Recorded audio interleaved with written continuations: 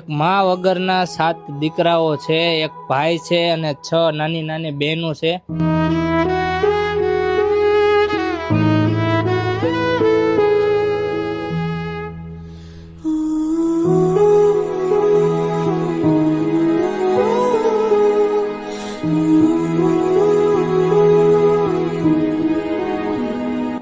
જેઓના પપ્પા છે પણ એમના કોઈ ઠેકાણા નથી। એમના મમ્મી આજથી 6 મહિના પહેલા એક્સપાયર થઈ ગયા।